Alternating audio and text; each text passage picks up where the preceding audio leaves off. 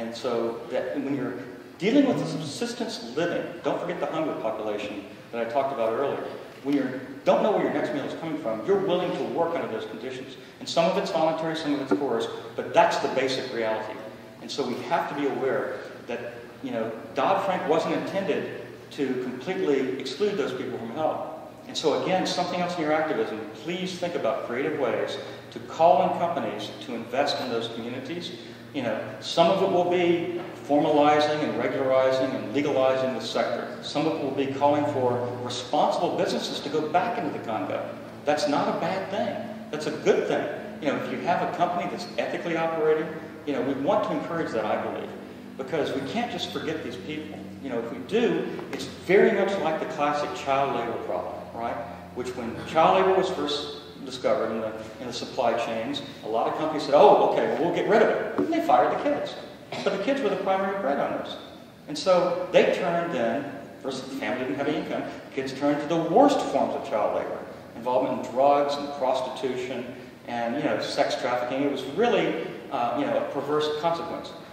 And so recognizing the complexity of these situations, the responsible companies now will try to say, all right, we'll get the kid in a school, but we'll hire somebody else from the family. In other words, you're engaging. You're really paying attention to the particulars of the situation, not thinking that you can have a simple solution. Because again, we cannot have simple solutions for conflict and a situation this complex. We've heard about the long history, about the very different actors.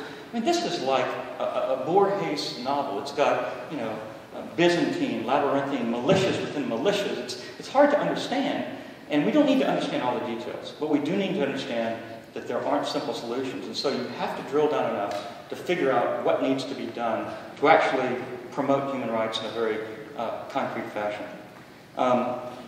Let me just offer some thoughts about, and this is the third and final part of my talk, and I promise you it'll be a little briefer, about human rights and some of these other complexities that we get into. Because I think that, in fact, Lisa actually says in her book, in several points, that, this is a situation that involves both the worst of humanity, because you've literally got, genocidal figures, but also the best of humanity. It brings out the injustice, of the situation, but also the potential for justice. And when there is a new law, as there is in the Congo in 2006, that starts to act against the gender-based violence that Fatima talked about, very, very little progress, but it's starting. Then the activists that are in places like the City of Joy, the V movement, the V men that are getting engaged. These are also beautiful. Just the way in 9/11 you had the worst of times, the tragedy, but the best of times is people came and showed solidarity with each other. That's what human rights is about. Why, though, do we have these persistent problems? Why, despite the progress of the Security Council taking cognizance and the ICC having indicted a couple of people, the national laws, the laws in the Congo, like the one I just mentioned, why do we have this persistent problem? Well, it goes back to, the core nature of our humanity, right? It's not only the situation that's complex, it's we that are complex. We are both good and evil. I used to think when I was young, I was very naive, and I thought, well, people are basically good. Kumbaya, why can't we just get along? And then I realized, oh my God, as you go to places, and the Congo was a big part of this, seeing the atrocities in Rwanda and the Congo, oh my God, I swung to the other thing. Oh my God, people are evil. This is horrible. There's no hope for humanity. And then I realized, obviously, we're of mixed nature. And you read in science, right? And different scientific disciplines validate this. We are both cooperative and we're competitive. We grew up in an environment in the African savannah where we all came from, right? We are all citizens of Africa in that sense. We came out of Africa, but for eons, we were stuck in an environment where it was a small group of hunter-gatherers. And we had the best of hunting. We had the solidarity of sharing the pleasures, well, maybe not pleasures, but the hunt. We ate together, and we had our rituals and so forth.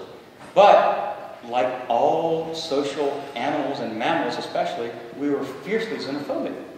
We fought against the other tribes of 150 people on average each. That's the reality. And if you think about it literally, you know, all social animals are like that. They are, you know, they go in packs and so forth, but they're fiercely xenophobic when it comes to outsiders. And this is the human dilemma, it's the paradox. And Lisa Shannon talks about it in her book, and you heard about Jason Stern's new book, which I would agree is just amazing. It's an extraordinary achievement in terms of capturing the complexity.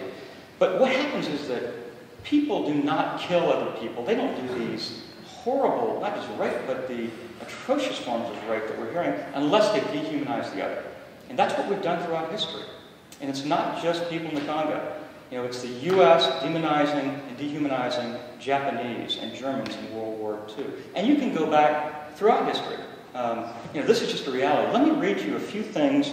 Well, starting with Lisa's book. If you read these books, you'll see repeated references every 3 pages. Here's a quote of someone pleading for her life, and a militia responds, "Even if I kill you, what would it matter? You're not human. You're like an animal. Even if I killed you, you would not be missed." Jason, just to give you a few of the tastes that he talks about, he has a friend. He found out after he'd known the friend for a while that Pappy could kill up to 100 of these dissidents, sometimes old women and young children, a day using ropes and ropes to crush the windpipes and struggle them. Some other examples, and they're obviously scattered through the book. He talked about, you know, the way that the Hutus talk about the Tutsi, quote, "that race of vipers, drinkers of untrue blood," unquote. Does this remind you of the Israeli Palestinians? Does it remind you of India, Pakistan? It should.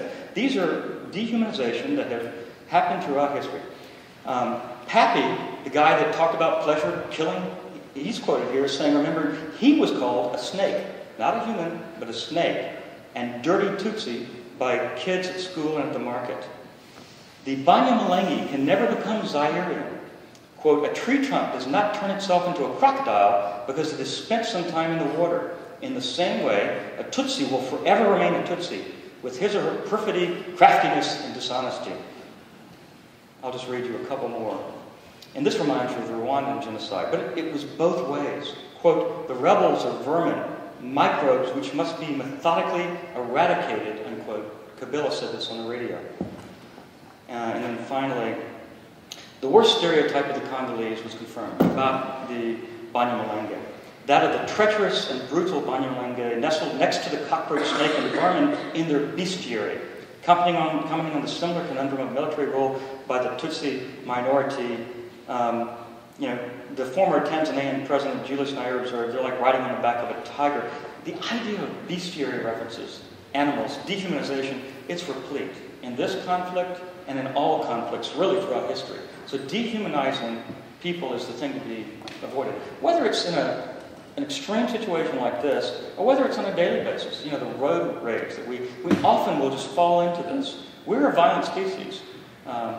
You know, some sociologists have talked about how men think about killing other men, you know, many, many times a day. Women do it just a little bit less often. And it's true. I mean, that's not a joke. There's an empirical difference between the aggressiveness of the male psychology and the female psychology. Women think about killing other men? That's, yeah. You think of your wife? No. So anyway, I just want to acknowledge that this complexity is not just in the situation, it's in ourselves.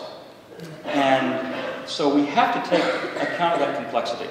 We have to avoid, you know, the things like the de facto ban, in my opinion. We have to look at multi-pronged approaches that draw on state power, non-governmental power, international agencies, national laws. Every level of the system has to be deployed, because whatever we've done so far, it hasn't worked. The core paradox is that the feelings, again, that give us solidarity and altruism, the best feelings in human history and compassion, can also lead us to stigmatize and dehumanize groups.